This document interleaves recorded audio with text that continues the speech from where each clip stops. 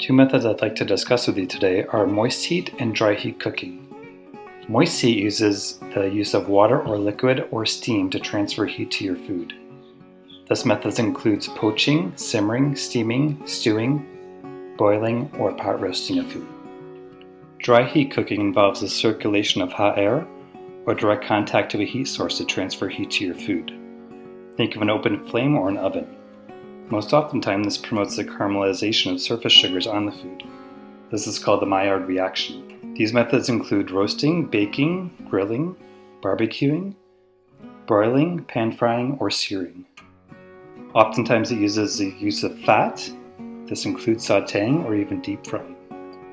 Some techniques, like I'm going to show you today, use a combination of both, such as braising or stewing. Okay, welcome back. Now we're going to start cooking our main dish, which is a Chicken Cacciatore. I'll be cooking an induction burner. This uses magnets to cook your food. It's a single unit and it's nice and portable. You can carry it anywhere. You can do nice cooking demonstrations anywhere, as long as you have electricity. So with this, I'll be just showing you different cooking techniques, such as dry versus moist cooking. And this recipe actually uses both of those techniques.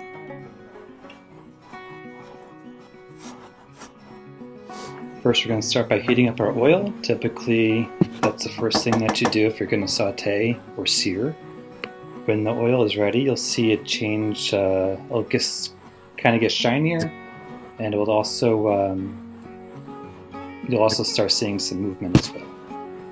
When you're cooking with the induction oven, the power goes from 1% to 100%. I generally find it's better to keep it at around 50, 60, maybe 70. That's a medium high.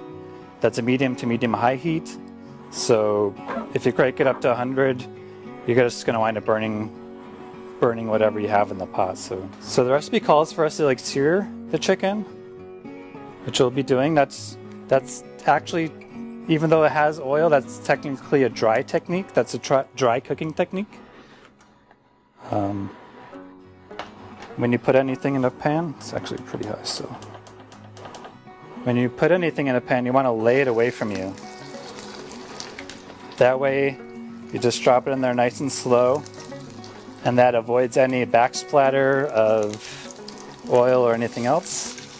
It's also very important to make sure you don't have any water or moisture on those things, because water bubbles when it hits the oil. So wind up creating a backsplatter. So this is a sear. You want to make sure your oil in your pan is at a very high heat. It's actually too high. You want to make sure that pan is properly heated, so it creates that you're looking for a nice brown to your chicken, golden brown.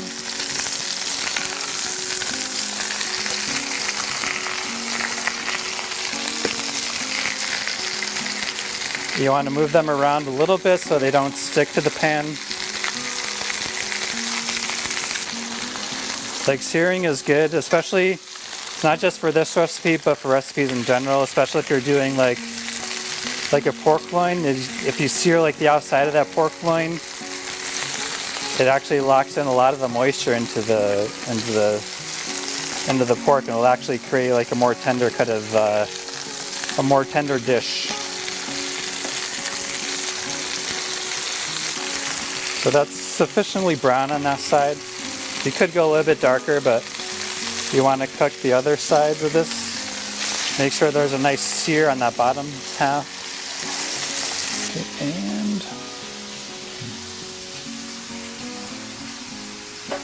there's a lot of fat in the chicken skin, so that's going to transfer flavor to your dish.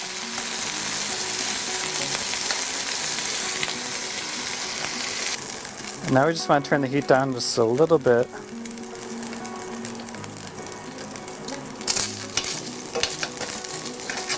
So the majority of cooking techniques are generally a dry cooking technique. The more moist cooking techniques are usually when something's cooking inside of a broth. So Our next thing is going to be sauteing some of the vegetables that we cut earlier. Again, this is a dry technique because you're using heat, but you're also using oil. But it's not cooking inside of a liquid, so. Other dry techniques are things like barbecue, roasting. Moist cooking techniques are like if you're making like a stew, if you're cooking like a pot roast maybe with the liquid, that could be considered a moist technique. So when you're sauteing, you're just gonna like usually start with like the base is usually like onions and carrots. It usually adds like a nice base to your recipe. If you start with the onions, you want to see that those onions are becoming a little translucent. You can start seeing through them.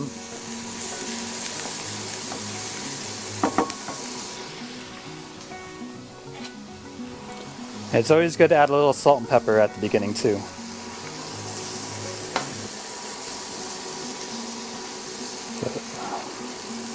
Salt actually helps some of the flavors come out of the vegetable. As you know from like salting or sugaring food. It's just going to help add a little bit more flavor.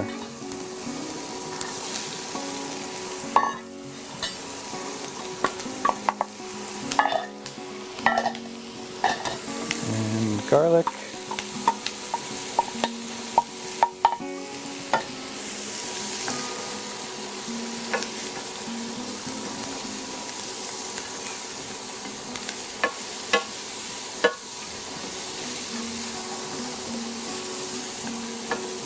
So we'll let that cook just a little bit. And the best thing about following a recipe is you don't always have to follow it to a T. You could be creative, you could add your own vegetable.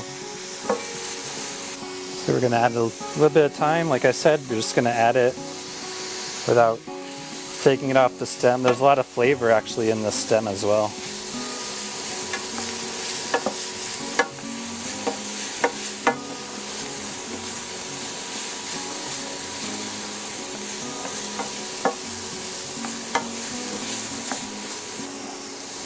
Add peppers.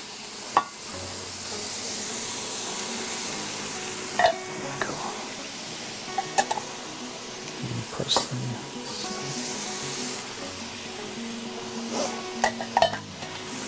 It's a great thing about mise en place is like everything's right there for you.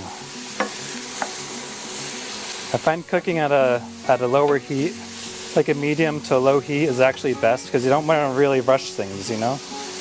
Like the high heats are good for sauteing, but if you cook at a nice even heat, you don't want to rush things. You'll have a lot more fun that way. You can have conversation with friends, you know. So now we're going to add some tomatoes. This is some crushed tomatoes. Chicken Cacciatore is like an Italian recipe, so there's always going to be tomatoes, no matter what.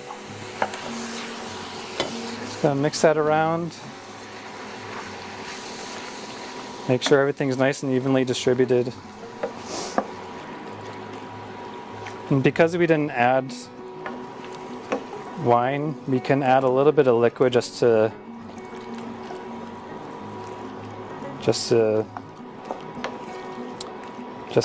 be able to help spread that tomato stock around a little bit.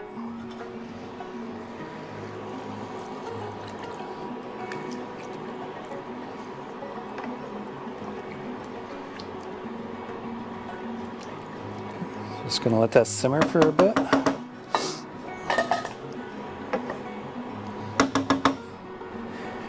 And now we can add like those chicken pieces back in, and that's when it's actually gonna be transforming from the dry heat to the moist heat cooking.